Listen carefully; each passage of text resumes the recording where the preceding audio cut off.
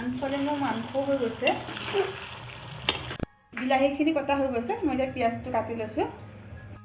Hello' everyone, welcome back to my YouTube channel. কি খবৰ আপোনালোকৰ? আশা কৰোঁ সকলো ভালে আছে। বৰ্তমান মোৰো ভাল। আকৌ আজি আপোনালোকৰ মাজলৈ মই দুটা ৰেচিপি লৈ আহিলোঁ। হাঁহৰ মাংস আৰু কোমোৰা, এটা হৈছে লাই শাকৰ চাটনি। আহকচোন চাওঁ। আমাক হাঁহৰ মাংস বনাবৰ কাৰণে লাগিব মেইন ইনগ্ৰিডিয়েণ্টছ হৈছে হাঁহৰ মাংস, পিঁয়াজ, আদা, নহৰু, গোটা গৰম মছলা, অলপ জলকীয়া দিছোঁ, পেষ্ট হয়। এইটো কোমোৰা, ইয়াতে আছে আলু আৰু এইফালে মছলা হালধি, জিৰা, অলপ গৰম মছলা লৈছোঁ। অলৰেডি মই ইয়াত গোটা গৰম মছলা দিছোঁ সেইকাৰণে, আৰু আপোনাৰ এইটো মিট মছলা, জলকীয়া আৰু তেজপাত।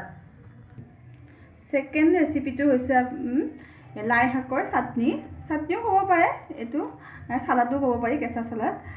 লাই শাক, কাবেলি বুট, জলকীয়া, বিলাহী, ধনিয়া, পিঁয়াজ আৰু অলপমান আদা লৈছোঁ।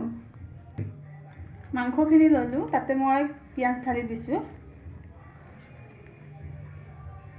আৰু আদা নহৰু পেষ্টটো মই দি দিছোঁ ইয়াতে।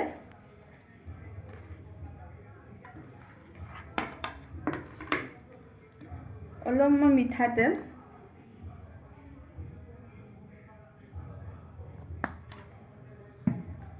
ইয়াতে মই দিছোঁ হালধি আৰু মছলাখিনি দি দিছোঁ।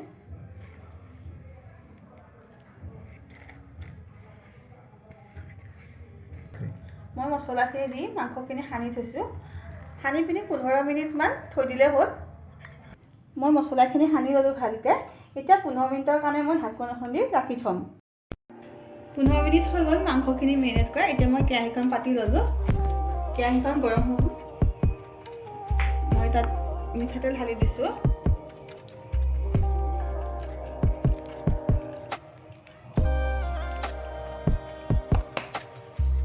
তেলখিনি গৰম হ'বলৈ দিছোঁ। তেলখিনি গৰম হৈ গৈছে। মই ইয়াতে জলকীয়া ঢালি দিছোঁ, তেজপাত দিছোঁ,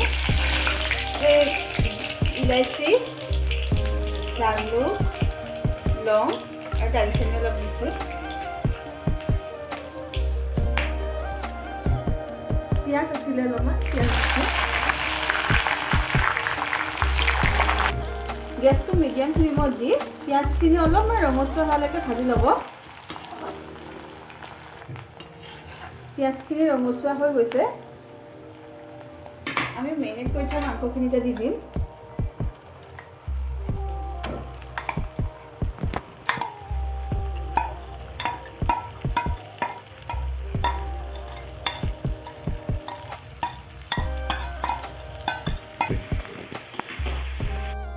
মাংসখিনি এতিয়া আমি লৰাই আছোঁ।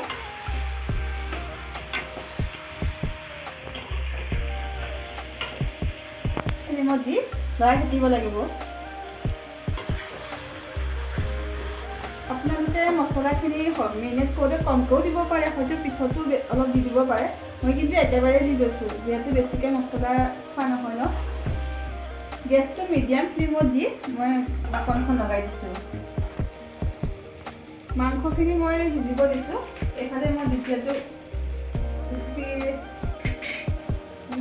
মাংসখিনি সিজিব দিছোঁ। মই ছেকেণ্ডটো ৰেচিপিৰ কাৰণে আহিছোঁ। এইখিনি ডাঙৰ ঠাৰিখিনি ল'ব নালাগে, আৰু পাতটো যোনটো অলপ বেছি ডাঙৰ হৈ আছে, এই পাতখিনি নল'লেও হ'ল। যিহেতু মই অলৰেডি ধুই থৈছোঁ কাৰণে গোটেইখিনি একেলগে সেনেকৈ লৈ ল'লোঁ। এতিয়া লাই শাকখিনি মিহি মিহিকৈ কাটিলে হ'ল।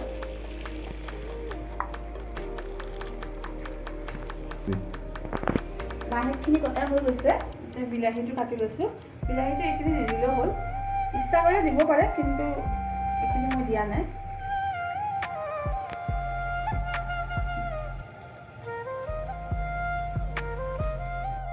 মাংসখিনি মই লৰাই দিছোঁ।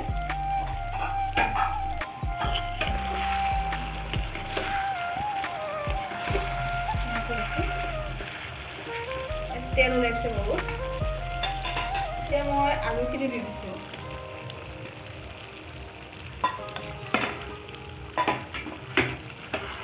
আলুখিনি দি লৰাই দিছোঁ।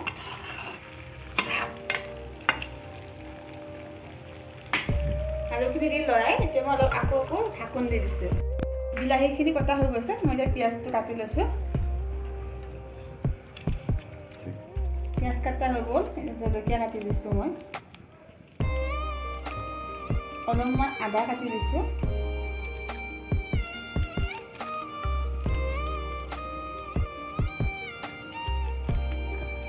ধনিয়া কাটি দিছোঁ।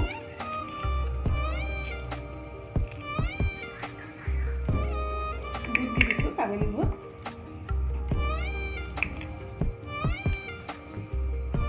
অলপমান মিঠাতেল দি দিছোঁ আৰু সোৱাদ অনুযায়ী নিমখ।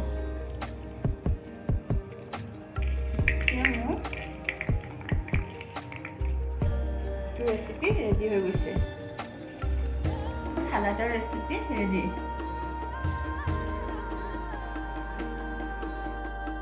আনফালে মোৰ মাংস হৈ গৈছে।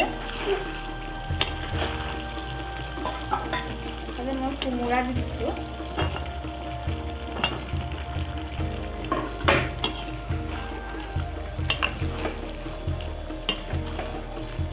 আনফালে মই নিমখ দিছোঁ সোৱাদ অনুযায়ী।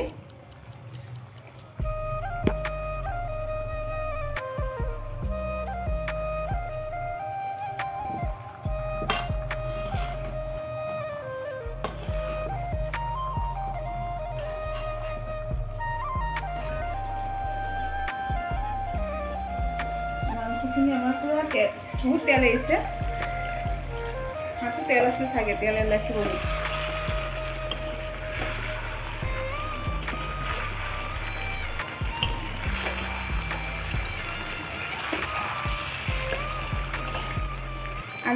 আলুৰ কালাৰটো চেঞ্জ হৈ গৈছে, দেখা গৈছে।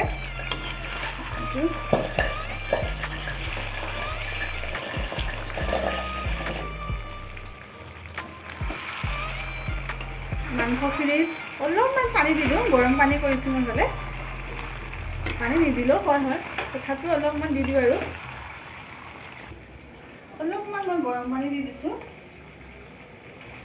আপোনালোকে নিজৰ পচন্দ অনুযায়ী দিব পাৰিব পানীখিনি। মই যিহেতু বেছি জোল নকৰোঁ, অলপ গ্ৰেভি টাইপত বনাম, সেইটো কাৰণে অলপমান পানী দিছোঁ।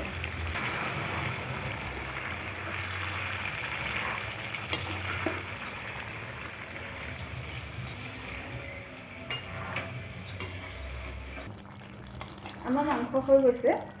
ইয়াত দেখা পাইছেনে? আলু পুৰা ভাগি গৈছে। ইয়াত আলু ভাগি গৈছে। মই অলপমান ধনিয়া ঢালি দিছোঁ।